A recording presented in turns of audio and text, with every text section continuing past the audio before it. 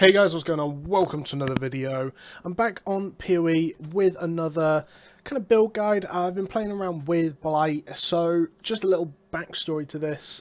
My first character coming into Path of Exile, my first season playing it and all that sort of stuff, I played an Oculist Blight, basically, build.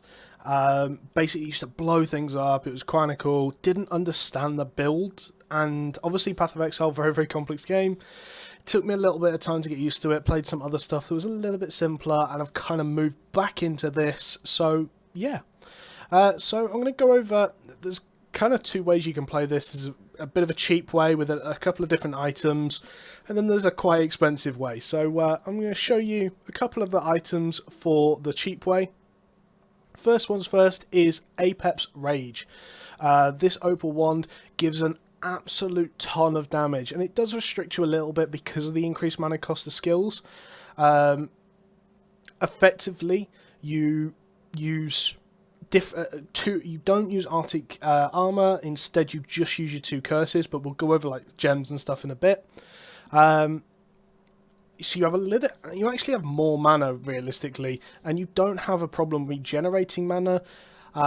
You just have to be careful with it, and you do so much damage with this. It's a really great one for getting into it. The only problem is you can't obviously use shield charge with that, so you are stuck to something like Flame Dash or Lightning Warp. In this, I was using Flame Dash, faster casting, and Detonate Dead just because I was leveling the gem. But yeah, this got me through quite a lot. It was a 1C to pick it up. I corrupted it myself, didn't get anything off it, but I got a white gem off it, but that's whatever. Yeah, so just it's 1C, really cheap to pick up, and yeah, it's not too bad at all. Secondly, we're going to talk about, when I can find it, sorry, very disorganized bags. There we go, the allelopathies. So these I picked up again. I actually paid 3C for these because they were uncorrupted, and I corrupted them myself to see what I could get off them. Now, the gems on these are actually amazing because you can swap that white one for green and for blue. But effectively, you can you don't obviously have to use Blight because you get the Blight. So I was using Controlled Destruction, Efficacy, increased area and void manipulation, and swapping increased AoE obviously for conk effect when it's needed. And with this, I was able to do some absolutely incredible damage. Obviously, they are really cheap to pick up as well, so all good. I did pay a little bit more for them, but you can pick up a decent pair for 1 to 2C. So currently, two main parts of the build, lots of damage coming out of them. You're talking 3, maybe 4C if you're going for like perfect rolls and things like that. I did opt to use this as my chest piece. So 50 strength, because you do struggle a little bit for strength in this build. Huge amount of armor. Life regen, which is very important. I'll talk why in a second, and stun and block recovery. So the stun and block recovery, not really too fussed about. The life regen is amazing, and the rest is just kind of built around that armor. The main reason I got this is because it cost me 1 to 2C again. Really cheap. Gave me that strength and armor that I needed. I actually had lightning res on it at some point. I think I annulled it off by accident. I tried getting rid of the stun block recovery. But yeah, so it did a lot for me, and this 5 link right here is your cast when damage taken setup. What I was using is a Mortal Cool, Summon Stone Golem, Tempest Shield, cast when damage taken, and increased duration, which made a really nice 5 link. Summons, so effectively it summons your Tempest Shield, which gives you increased block chance, and obviously sparks out lightning damage when you do block with the shield. Summon Stone Golem, which gives you an absolute truck ton of life regen, which is great. Mortal Cool, obviously great for just that defensive period after you get hit for a decent amount of damage. I've actually leveled my cast when damage taken up quite high. So yeah, it's currently level 18. Probably not going to go too much higher than this. There's just no need for it. However, it's really nice to have at quite a high level because it means the Immortal Cool does a lot more as well. But yeah, so I've kind of gone from the 5 link to the 4 link, dropped increased duration out. Not ideal, but the 6 link I get off my tabular is just too big. Other big parts of the build, Wrathpith is a really nice shield for this. Spell damage, max life, energy shield, gives a bit of lightning resist, which just obviously helps you cap off. And block chance applied to spells. Obviously that's really good when you block and are using temper shield. So yeah. Other than that, I've picked up a blood grip. I suck with bleeding just because a lot of the times I'm playing this, I'm just not focusing. This also gives life regen, max life, and life regen percent per second. This is just a great amulet, and again, we'll go over why when we get into like the Ascendancies and stuff. Other than that, my helmet, triple res, energy shield life. My gloves, just needed the 2 resistances just to finish off. Life, strength, which is obviously very nice. Haven't actually qualityed that up yet because I suck. Huge, obviously, leather belt, huge amount of life, double resistance, flash life recovery rate, energy shield, so on. And boots. Boots aren't particularly good. All of these rares are like 1, maybe 2C at most. So if you go with like the Allelopathy build, the cheap build, you get the Apex wand. That is quite expensive, the Wrathpith Globe. If not, just pick up a tanky shield because you do want to survive more than anything else. And then, yeah, the rest of the rares are actually like 1C each at best. So just to go over the gems. I'm using also Breath of the Council. This is kind of like the end game you want to use. Gives you increased area of effect of area skills. 40% increased chaos skill effect duration. 88% increased chaos damage. This gives you so much damage, it is unbelievable. Gives you increased area. If you look at the area that this thing can do, it's actually pretty crazy. Yeah, so in this, I'm using faster attack, shield charge, fortify. Obviously, it is a scepter, which means I can use shield charge. It's pretty fast. It's not the fastest, but it's nice for mobility, and obviously the fortify. In my helmet, I'm using temporal chains, enfeeble, blasphemy support, and arctic armor. So I have all of them in that. And effectively, when I buff myself up with all my things, I have 61 mana left. You don't need any more than that, trust me. As long as you can cast your Abyssal Cry, you do not need any more mana. Nothing else even comes close to it, and like I said, the Abyssal Cry is the big one, so you want to balance your mana around that. But effectively, the auras we have, we've got Temporal Chains, which is huge slow, makes effects on them expire more slowly, which is actually a buff to Blight. It's a damage increase as well, because obviously it makes Blight last longer on a target. Enfeeble makes your attacks and spells less effective. It does just that. They deal less damage, they less crit, less accuracy. It's just a really nice defensive curse. You do not need any extra damage with this build. It is all about curses. If you do get to a point where you're like super end game and you've got really good tankiness, you can maybe swap one of these to vulnerability, but I don't think there's a real need for it. And then Arctic Armor, just for that, when you're stood still, you have the reduction of fizz damage and fire damage taken, and when you're obviously moving, you do sort of leave a slowing trail behind you, which is really nice for Blight because it groups mobs up if they're getting slowed behind you. So yeah, other than that, using Wrathpith is Abyssal Cry, increased area of effect, and reduced mana cost. If I take reduced mana cost out, cannot cast Abyssal Cry, so very important gem right there. And then we go into my boots. So faster casting, spell totem support, Val haste, and wither. Now, unfortunately, I've had to put my Val haste in there. Means it is on a totem, which I do not want, and I will be swapping it out at some point. I'm probably going to stick it in an unset ring. But right now I'm just putting it in there to level up because obviously it is quite a low level gem. My 2 rings, cast speed is amazing for this build. Other than that, resistance, life, strength, more resistances, energy shield. It's just about getting them resistances capped. Again, life, energy shield, lightning res, because I did have issues with lightning res, fire res, cast speed. Cast speed is amazing for this build. And then when we get into Blight, I have got myself a Tabula Rasa +1 level to socket gems. So it does give me a bit of an advantage. However, you can do this off the build that I was showing before. The jump is quite big, but it's not... I was still doing 13, 14 maps with the last build that cost me like 20C to set up. This one obviously costs a lot more just because of this item, the Breath of the Council Carnal Scepter, the Wrathpith, all quite expensive, or can be. And obviously the Tabula is very expensive as well, but the old build could do just as much. This one's just going to get me that little extra edge. Flasks. Divine Life Flask. Now I've gone for increased amount recovered and reduced recovery rate. The reason I've gone for this is because I just want it ticking for as long as possible. My life regen is crazy. This just helps out. I'm using the Overflowing Chalice. For no reason, then I was going to use a Sulphur Flask anyway. This kind of gives me increased flask charges. I'm still sorting out my flasks at the moment. I'm using a Granite Flask of Iron Skin for that huge amount of armor, just to show you how strong this is. I have 479 armor. I now have 8,000. It's so strong. It is crazy. So what I do is try and time this with like boss hits and things like that, and you can actually just face tank them with the amount of tankiness it gives you. Quicksilver that removes freeze and chill. Pretty nice.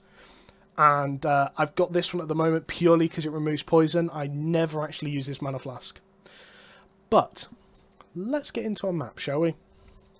So the idea behind this build is that you... Actually, before we get into this map, let's go through the skill tree. So the Ascendancy, Trickster, very important that you Trickster. You can still potentially go for... Let's just turn that off a sec.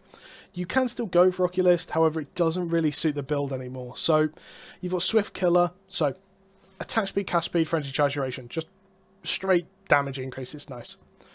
Swift Killer, +1 to maximum frenzy charges and maximum power charges. Now, frenzy charge is where you get the main source of your power, the main source of your damage. Power charges, it's quite nice, but it's not necessary. The best thing is the 5% increased damage over time per power charge and per frenzy charge. So if you get 4 of each, that's a huge amount of damage. That's 40% increased damage over time, just free. That's a really nice thing, and obviously you do get that 15% chance to gain one of the charges on kill. So you do typically, if you're running fast enough, you can keep 4 up for a long time. Attack speed. Attack and cast speed, damage over time, and Patient Reaper, 30% increased damage over time, so it's just flat. This is the one I would take first out of all your Ascendancies. 70% increased recovery, rate of life, mana, and energy shield if you've killed an enemy affected by your damage over time recently. So Blight. It's just lovely. It's a survivability increase, it's a damage increase, and this is how I end up getting so much life regen. So my life regen, just stood still normally, is 267.5, and that's without my stone golem. So that's like 350-ish. Then increase that by 70%. You get quite a big increase. Attack speed, cast speed, walk the aether. Movement skills cost no mana. 20% increased attack and cast speed if you use a movement skill recently. Obviously with shield charge you can just fly around with this thing. However, with flame dash, what I was finding myself doing is always saving a charge to jump into a big pack. So if I was using when I was using the old build, I was using flame dash to jump into a group or jump next to a group and get that increased cast speed just after I've used it, just to blow things up really quickly. But yeah, movement skills cost no mana, which is quite nice. Doesn't really make too much of a difference. This is the one I went for second. So first, second. We then have Weave the Arcane. 25% increased maximum mana, 50% increased mana regeneration rate, 20% chance to recover 10% of max mana when you use a skill, and 8% reduced damage taken for 4 seconds after spending 200 mana. Now you can spend 200 mana very, very quickly. I'm a bit weary about this one. You can actually go for Ghost Dance or push even for Shade Form and drop maybe Swift Killer. Gives you more tankiness. However, it's kind of tankiness from out of combat, if that makes sense. So different playstyles. I've gone for this one, and I do prefer this one. In terms of my skill tree, obviously did start out as the old Shadow. Moved across here, went up to get some tankiness early on, went to Entropy, Fangs of the Viper, skipped this early on because it's just unnecessary to get that much tankiness, moved up, went into Growth and Decay as quick as I could, got in here, got in Written and Blood, and then went up to Atrophy. Now, at that point, you have so much tankiness, so much damage. You will struggle a little bit for mana to start off with, but that you'll get to that later on. It's not too much of an issue. A lot of people tell you don't bother leveling as Blight. You can level as Blight. I've leveled as Blight. It wasn't too hard. There are other things that are probably faster. Very true, but your choice what you want to do. So I got that to start off with. Didn't bother getting Blood Drinker that early because I just didn't need it. I've actually got it recently because I'm going for this duel. Pushed across to then the Witch area. Now this Witch area, I went through all of this before I went to anything else. Deep Wisdom, Heart and Soul, Oculus Domination, and Practical Application. This is really nice with Blight. It really does help. From that, I moved up, got this jewel. So this is the first jewel I want to talk about, Spreading Rot, Cobot Jewel. Flat 10% increased chaos damage. The Blight increased hinder duration. Blight increased 25% damage. So 35% damage increase off this Cobot Jewel. That is huge. That is a huge amount of damage from a jewel. So, yeah, we get 2 of these in. Obviously, you're limited to 2, so we do get 2 in. From that, I moved up here, got Cruel Preparation. I actually stopped there then and pushed down to across here. Got this jewel just because I was struggling a little bit for damage. I have actually respec'd them since. So if you want, you just go straight up, go for Corruption, go for Whispers of Doom, very important one to get, because obviously you do use your 2 curses quite early, your Enfeeble and Temporal Chains. So you do want to get that as soon as you can. Push down, I've got the Strength node because you will need Strength, but again, that's something I've picked up later on. Push down, get that jewel as quick as you can. I went into Quick Recovery afterwards just for that increased sort of life regen and stuff like that, it does help. And other than that, push down, got the Sign Life Wheel, the Potency of Will, that's a really nice tree. Another jewel, now this is a very, very nice jewel for us. You can get spell damage and spell damage while holding the shield, pretty cheap. And then you kind of pick your third one, Energy Shield Recharge Rate. I actually got this as a blue gem, I bought it for 1C as a blue gem. Tried to put it out myself, didn't get the greatest roll, is what it is, so it's still very, very nice. Gives me a huge damage increase. And damage is the biggest thing. I'm not finding myself getting one shot. I haven't actually done this duel yet because I'm a scrub. But yeah, so there's my passive tree. You just kind of roll through it. I'm only 78 at the moment, so there's no big rush for it. You're not going to have too many issues. And once you get to this point, you've kind of got everything you need. You just go through. So yeah, this is the map we're doing at the moment. Minus 12 player resistances. 12% player resistances, 25% increased monster damage, and monsters poison on hit. So this is going to be quite a interesting map. We are using, obviously, that Wither spell totem for bosses, but we don't use it outside of bosses. There is never a need to. But yeah, so again, you can see how much damage we're taking.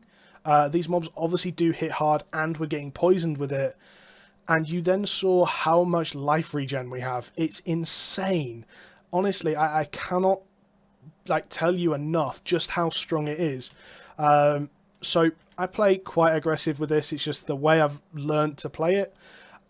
Charging into that room, I charge in with shield charge, gives me that extra 20%, and then I can do some big damage with that and fortify linked together. But again, so we're not having too much issues. As you can see, not using Abyssal Cry very much. Abyssal Cry is nice, and again, I'll use it here, but that's what I use it for. We just one-shot that elite, that yellow, because we had Abyssal Cry. We didn't need to use it on the rest of these packs. So again, there's another one here. And what you can actually do is get a couple of ticks of Blight. So Blight obviously works as an applicator up to 20 stacks. What you can actually do, because you definitely don't need 20 stacks to be killing these mobs. The only time you're going to be getting to 20 stacks is when you're killing bosses. 100%, you're never going to need it after that. Again, just kind of going to point out how much damage we were doing then.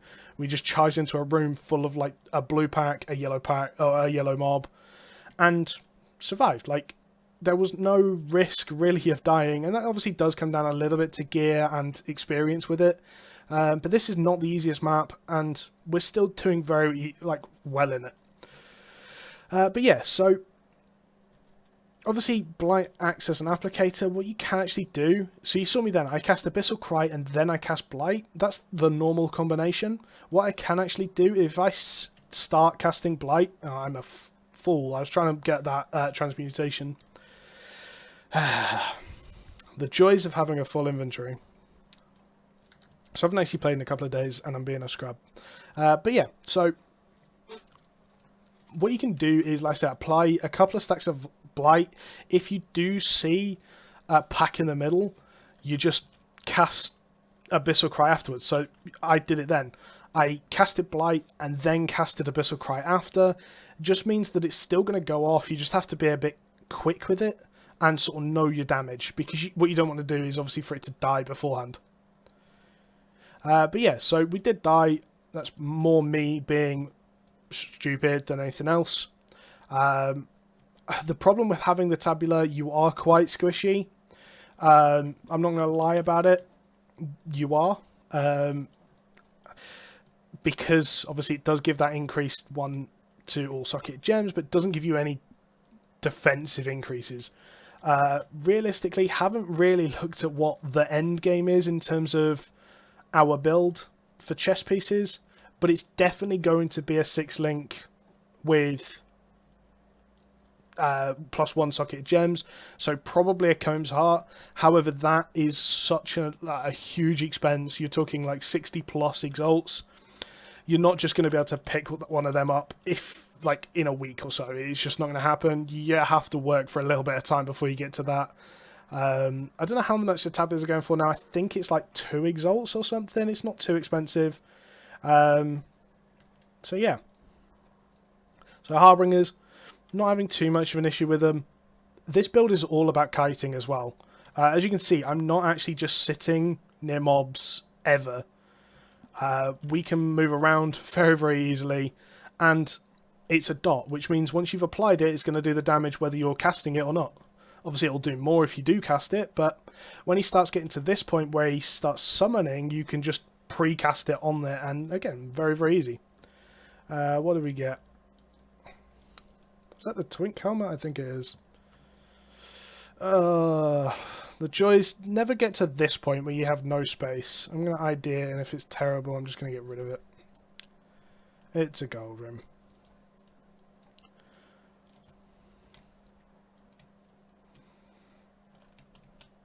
But yeah, so you can see what this is able to do. Obviously on the boss, it'll be a case of sticking Valhace down, Wither down, and hitting it as hard as we can.